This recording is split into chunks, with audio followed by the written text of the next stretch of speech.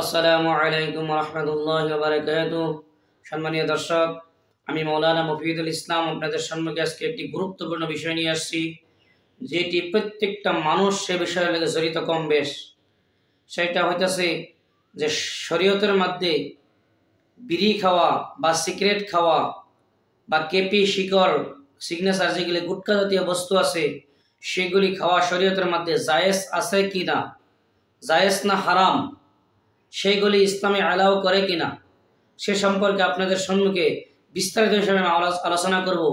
আপনারা যদি এই ভিডিওটা মন দিয়ে দেখেন তাহলে আপনাদের প্রত্যেকজনের মনের ডাউট ক্লিয়ার হয়ে যাবে যে বিড়ি খাওয়া কি, সিগারেট খাওয়া কি, গুটকা জাতীয় বস্তু খাওয়া কি, আর সেইগুলি বস্তুর হুকুম কি, সেইগুলি বস্তু খাওয়ার পরে নামাজ পড়লে নামাজ হবে কি না, সে সম্পর্কে আমি আপনাদের সম্মুখে খোলাখুলি হিসেবে আলোচনা করব।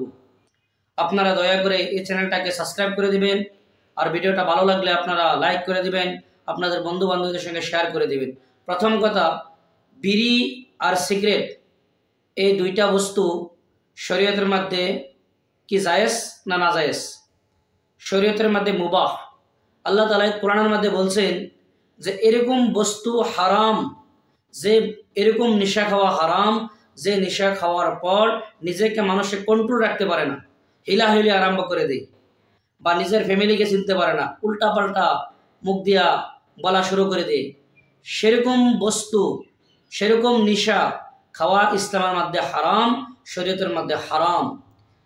যারা বিড়ি খায়, বিড়ি আর সিগারেট খেলে সাধারণত নেশা আছে, কিন্তু এরকম কোনো নেশা হয় না যে বেহুশ হয়ে যা বা হিলাহিলি আরম্ভ করে দে বা মানুষকে উল্টাপাল্টা গালিগুলাজ পারে, সেরকম হয় না।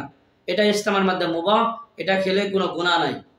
কিন্তু এই বিড়ি সিগারেট খেয়ে নামাজের হুকুম কি?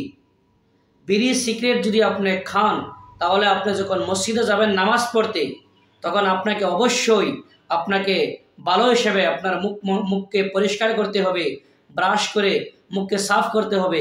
কারণ আপনি যখন নামাজে দাঁড়াবেন আপনার সঙ্গে বেলেগ মুসল্লি থাকবে, আপনার মুখের দুর্গন্ধের কারণে যাতে বেলেগ মুসল্লির কষ্ট না পায়, বেলেগ মুসল্লিরা যাতে অসুবিধা না পায়, আর ফিরিস্তারাও যদি মুখের দুর্গন্ধ পায় তাহলে ফিরিস্তারা দূরে চলিয়া যায়, যাতে আপনি পরিষ্কার পরিচ্ছন্ন হয়ে আপনি নামাজে দাঁড়ান।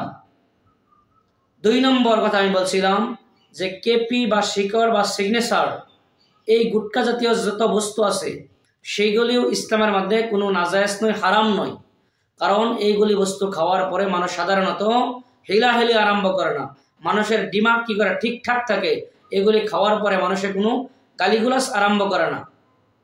এইগুলির হুকুম একই, যে আপনি নামাজের মধ্যে গেলে কি করতে হবে, আপনি ভালো হিসেবে আপনার মুখকে পরিষ্কার করে সাফ করে আপনি নামাজে খাড়া হইতে হবে, আপনার কারণে যে বেলেগ মুসল্লি কোনো কষ্ট না পায়।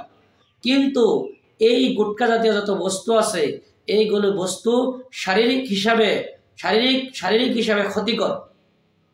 এইগুলো বস্তু খেলে ভবিষ্যতে আপনার বড় বড় বেমার হতে পারে, ক্যান্সার হতে পারে, আরও আচানক আপনার শরীরে বেমার হতে পারে। আমি আপনাদেরকে সাজেস্ট করব আপনারা এই গুটকা জাতীয় বস্তু পরিহার করুন, আপনারা খাওয়া ছেড়ে দেন, আপনাদের নিজের স্বাস্থ্যকে ঠিক রাখেন। আল্লাহ নবী সাল্লাল্লাহু আলাইহি ওয়াসাল্লাম হাদিসের মধ্যে বলছেন, যার শরীর ঠিক, তার সমস্ত আমল ঠিক হবে ইনশাআল্লাহ। আপনার শরীরে যদি ঠিক না থাকে আপনি কি আমল করবেন? আপনি কোনো কাজের মধ্যে মজা হবেন না। আপনারা দয়া করে এইগুলি বস্তু পরিহার করুন, আপনাদের শরীরের প্রতি লক্ষ্য রেখে এই গুটকা জাতীয় বস্তু আপনারা খাওয়া ছেড়ে দিন।